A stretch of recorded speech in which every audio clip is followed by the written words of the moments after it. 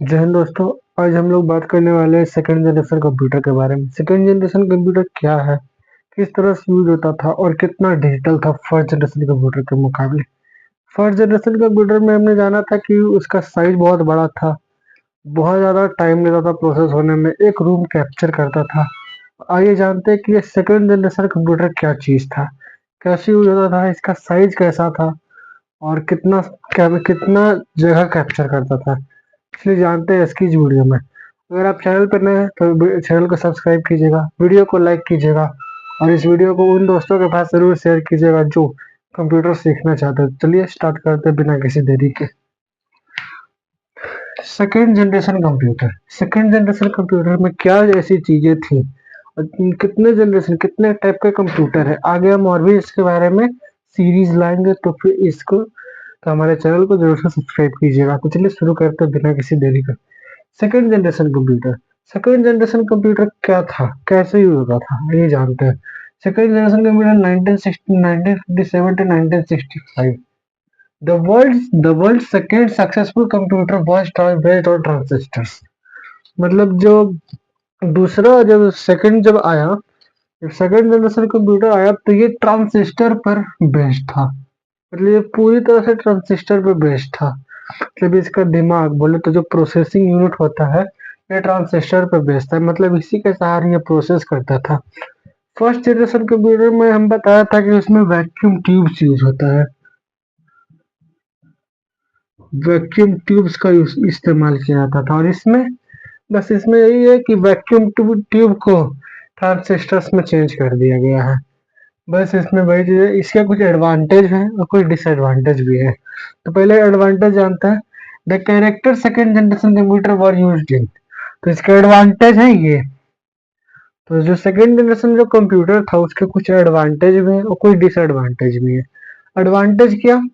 Less power uses, decrease size, less heat production और better performance.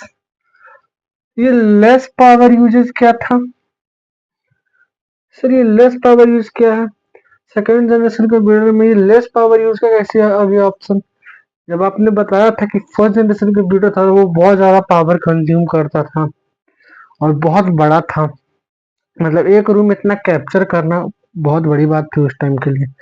और जब second generation computer आया तो उसका साइज बहुत छोटा था। मतलब इतना छोटा भी नहीं कि पॉकेट में लेकर आप घूम सकते हो, उतना छोटा भी नहीं, लेकिन कॉम्पैक्ट साइज था। आया वो, ये इतना मतलब इसका साइज छोटा था, ये कम प्राइस में मिला। तो जानते ये कम प्राइस का था, ये ज्यादा इलेक्ट्रिसिटी भी कंज्यूम नहीं कर रहा था। तो ये जैसे मार्केट में लॉन्च हुआ हाथों हाथ बिक गया इसके सारे।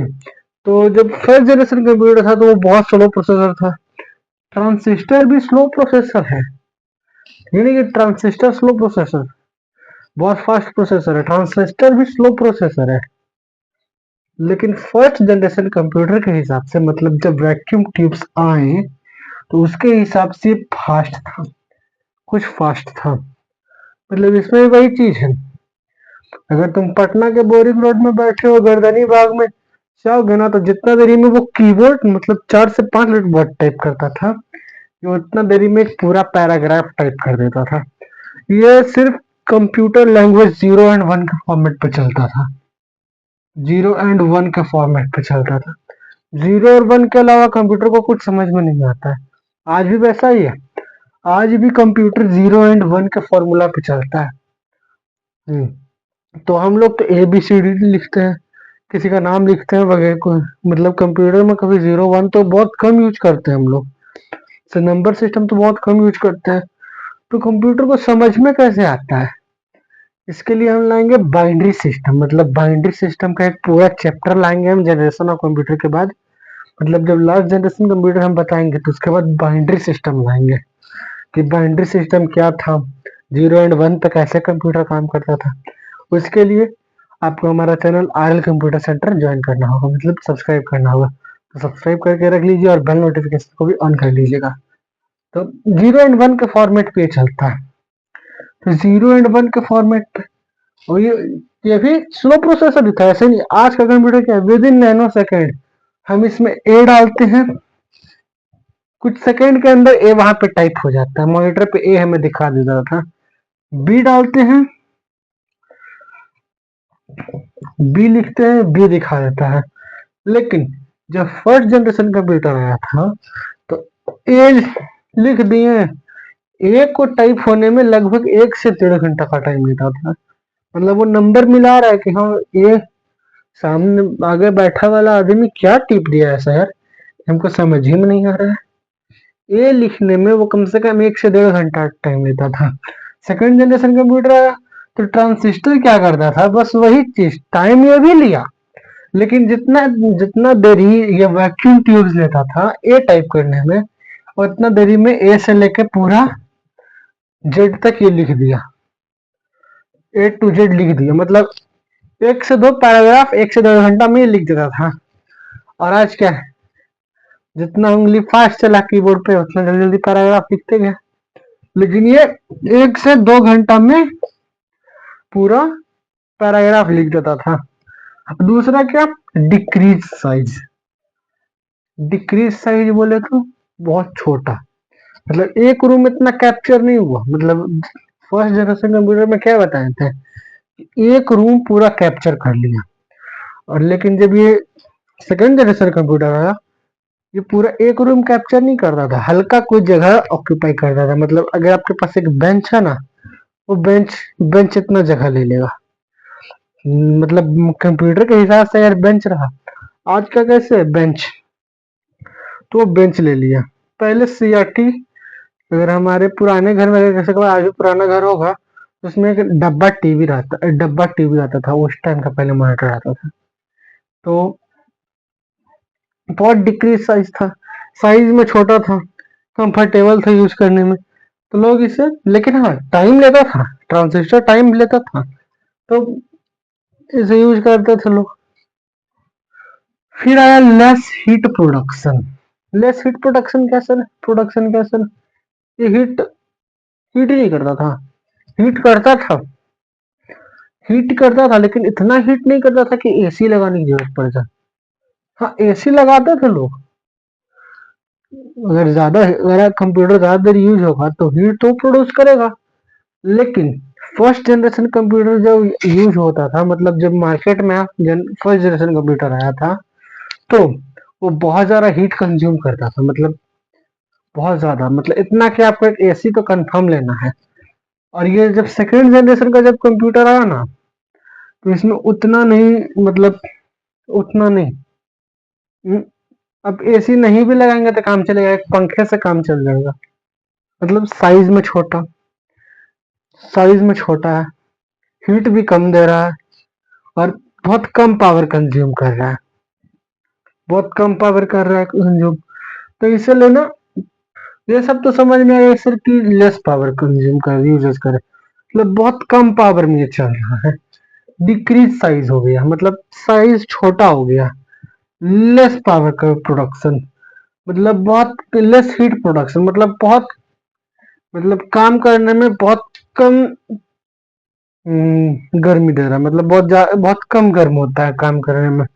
और ये बेटर परफॉर्मेंस का क्या मतलब, क्या ये आज के कंप्यूटर जितना बेटर परफॉर्मेंस दे देता होगा? नहीं।